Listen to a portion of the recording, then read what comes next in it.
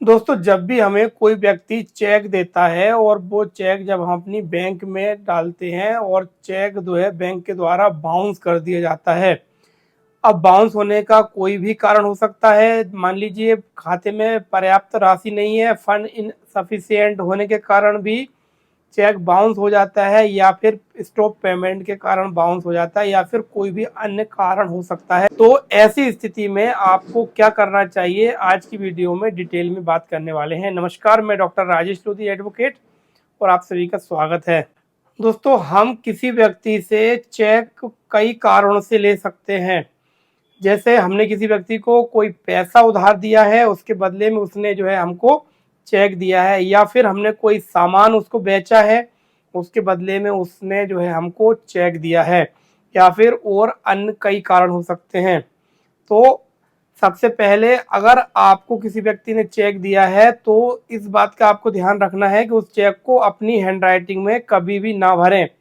हमेशा जिस व्यक्ति ने चेक दिया है उसको उसी की हैंडराइटिंग में उसको फिल करवाएं। जिस व्यक्ति का चेक है उसके साइन करा लेते हैं, लेकिन चेक को अपनी हैंडराइटिंग में भरते हैं, जो कि काफ़ी गलत होता है।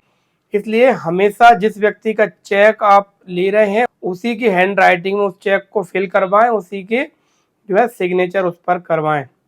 तो पहले आपने चेक ले लिया है, उस पर जो है सिग्नेचर कराकर उसकी हैंडराइटिंग में उसको फिल करवा लिया है। अब उस चेक को जो है, जो डेट उस पर लिखी हुई है उस डेट से 3 महीने तक ही वह चेक वैलिड रहता है। अगर 3 महीने बीत जाने के बाद आप उस चेक को बैंक में डालेंगे तो बैंक जो है उस चेक को स्वीकार नहीं करेगा। इस बात का आपको ध्यान रखना है। तो चेक की डेट से 3 महीने के अंदर ही उसको बाउंस करवा लेना है। अब चेक को आपने बाउंस करा लिया है, बाउंस कराने के बाद जो है बैंक से बाउंसिंग स्लिप ले लें, और उस बाउंसिंग स्लिप और चेक को ले जा करके अपने अधिवक्ता को आप जो है दोनों चीज़ें आप देंगे तो वो अपने लेटर हेड पर नोटिस जारी करेंगे नेगोशिएबल इंस्ट्रूमेंट एक्ट के सेक्शन 138 के तहत। इस नोटिस में इस बात का जिक्र किया जाता है कि फलाने फलाने व्यक्ति जिसने आपको चेक दिया है उस व्यक्ति का नाम, पता, एड्रेस होता है, और किस कारण से जो है चेक दिया गया था और चेक जो है बाउंस हो गया है, इस बात की सूचना संबंधित व्यक्ति को उस नोटिस के माध्यम से दी जाती है।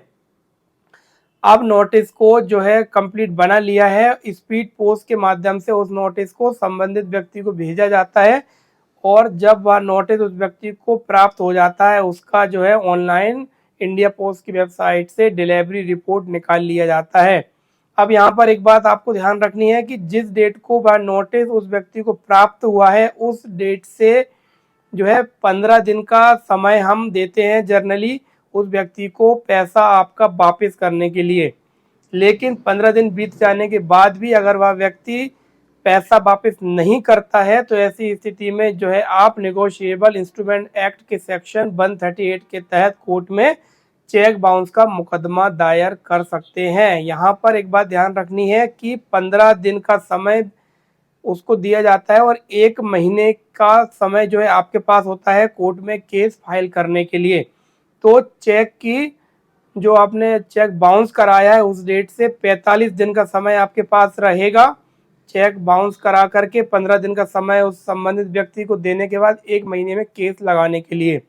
अब यहाँ पर आपने केस फाइल कर दिया है, केस फाइल करने के बाद आपका केस नंबर मिल जाता है, और उस केस नंबर का आपका केस रजिस्टर्ड होने के बाद में आपको जो है नोटिस जारी कराने होते हैं।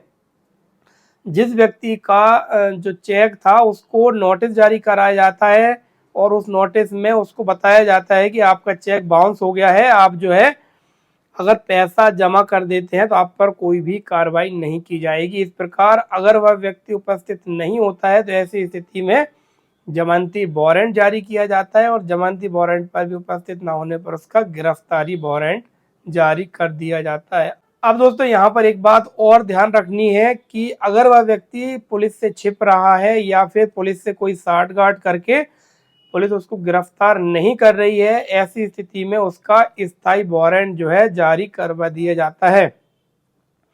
अब वह व्यक्ति स्थायी वारंट पर गिरफ्तार हो गया है, ऐसी स्थिति में उस व्यक्ति पर जो है चार्ज फाइल होता है। चार्ज बनने के बाद में आपको जो ओरिजिनल चेक, बैंक की जो बाउंसिंग की स्लिप है और जो नोटिस आपने अपने एडवोकेट के माध्यम से भिजवाया था, इसके साथ में स्पीड पोस्ट की जो रसीद, जो नोटिस आपने भेजा था और डिलीवरी रिपोर्ट या फिर कोई एग्रीमेंट किया है तो साथ में वह अनुबंध पत्र भी आपको ओरिजिनल कॉपियां कोर्ट में एग्जिबिट करनी होती हैं। ये सारे डॉक्यूमेंट आप एग्जिबिट कर देते हैं, आपका चीफ हो जाता है और चीफ होने के बाद में फिर उस व्यक्ति के एडवोकेट को क्रॉस के लिए मौका दिया जाता है, जो कि आपसे उस चेक से संबंधित सवाल जवाब जो है पूछते हैं। इसके बाद जो है अभियुक्त का परीक्षण होता है और अभियुक्त परीक्षण के बाद में फाइनल आर्गूमेंट के बाद में केस जो है ऑर्डर पर लग जाता है। अब दोस्तों चेक बाउंस केस में हमने देखा है कि जब हम नोटिस भिजवाते हैं, नोटिस में ही बहुत सारे केस के सेटलमेंट हो जाते हैं, हमें केस लगाने की भी ज़रूरत नहीं पड़ती है। और चेक बाउंस केस में एक बात और आप यहाँ पर समझ लीजिए कि चेक बाउंस केस में जैसा आपने कोर्ट में केस फाइल कर दिया है और नोटिस आपने कोर्ट से निकलवाया है, नोटिस निकलवाने के बाद वह व्यक्ति कोर्ट में उपस्थित हो गया है और उसने जो है पैसे जमा कर दिए हैं, तो भी उसका केस जो है समझौते के आधार पर ख़त्म हो जाता है।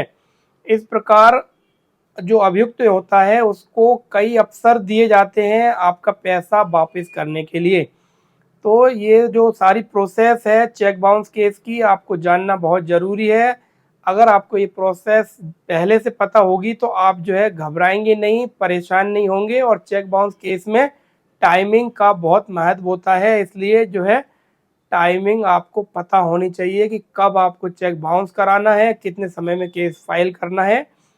सारी प्रोसेस हमने इस वीडियो में आपको बताई है। अगर आपको जानकारी अच्छी लगी हो तो वीडियो को लाइक कर दीजिए और हमारे चैनल को सब्सक्राइब कर लीजिए, ताकि आपको ऐसे ही कानूनी जानकारियाँ मिलती रहें।